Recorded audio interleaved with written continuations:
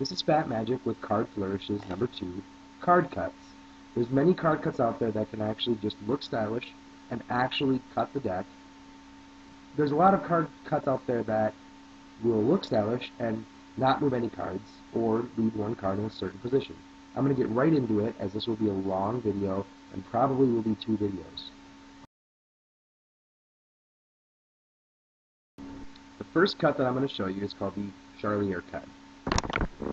This is one of my favorite cuts, and it goes something like this. Okay, now how this is done. You're going to hold the deck with your 4 fingers on the bottom of the deck and your thumb on the top. All you do is drop some of the cards into the palm of your hand. Okay? Now, continue to hold with the fingers and the thumb. However, you're going to remove the index finger and push straight up on these cards that were dropped. As you push up, they're going to clear the rest of the pack, thus letting the pack fall onto the index finger.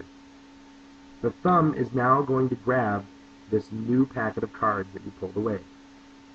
With the index finger, all you do is curl the index finger in until the cards are flat, or fairly flat, and then push the index finger back out, holding the cards. You then take this top pack and drop it on top of it. That is how you do the Scizzor Cut. It's extremely simple, and you can even use the cut to choose a card. Imagine that the 3 of spades is on the bottom. You do the Scizzor Cut, and as you do this part, you take your ring finger, you take the middle finger, pushing out one of the cards, and use that as a selection. It's a good card force, and it makes it look like you picked a random card. The next cut I'm going to show you is called the Scizzor Cut.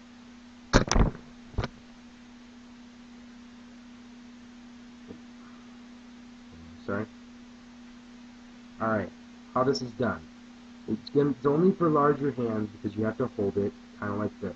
You take the index finger on one side, the middle finger on the other side, and you hold them a little bit higher than halfway through the pack. Now, all you do, this is actually really simple if you have larger hands.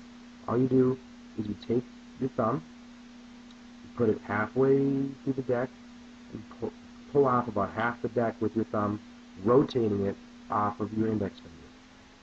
As you rotate it aside, you're going to take these 3 fingers, grab this pack here, this lower pack, letting them fall into those fingers. Now you continue to rotate your thumb forward until the cards come together, and then you just square it up. So again, you take your thumb, rotate it around the index finger, let this pack fall into these fingers, let those fingers push the cards on top of these ones, and then just take your... if you do it up to speed, you can square it up with one hand. But that's the Scizzor Cut.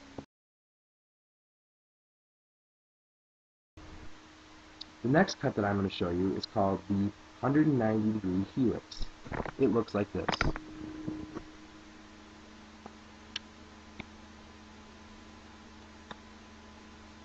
How you do that? You're going to take and you're going to hold the deck in kind of a weird fashion, probably like one that you've never done before. You're going to hold the deck with the ring and middle finger on the top right corner, if you're looking at it from the direction that I am. You're also going to take your thumb and hold the corner of the right bottom. Okay? This is used for a lot of the fake cuts. Now, I'm going to note that the card on top is the 4 of spades. So now, you take about a quarter of the packet, pull it aside, and rotate it with your index finger. Again, you take about a quarter of the packet and rotate it to the side with the index finger, rotating it off of the thumb. You're going to take this hand and with the crotch of your thumb, pull that packet aside. Now, you're going to take about another quarter of the packet and pull it off just the same and rotate it. When you do this with this hand, you're going to take and just grab this packet with your pinky and your middle finger on top with your thumb on top, and the index finger and the ring finger on the bottom, creating kind of a weird grip, and you're going to rotate it like that so that it's being held off the side so that you can grab this new free packet, just like you did before, pulling it off with the crotch of your thumb. You then rotate the original first packet that you pulled off back up on top and hold it with your thumb again, keeping them separate. You do this one last time with the finger, or with the index finger, taking what's left, about half of this packet, what's left, rotating it to the side. Then you come down and you put this top packet here, the original packet that you pulled off, you put that on the thumb, and you let go with the ring finger and place it onto this new packet. You pull it away, and now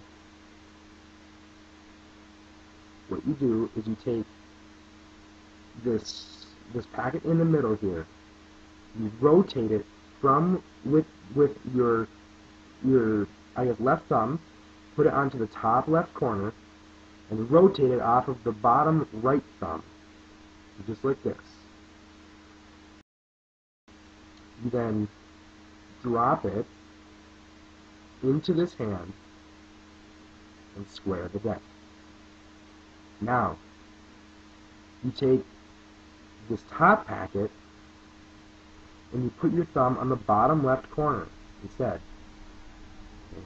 And you rotate, or you lift off from your right thumb, just like this, and you rotate around your thumb and your middle finger until it can't go any further and wants to fall directly into this hand.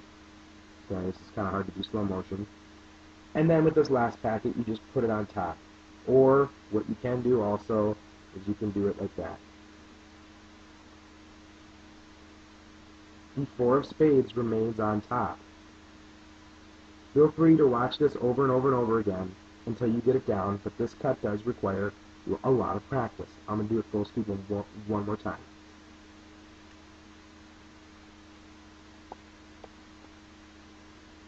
I'm going to leave this face up.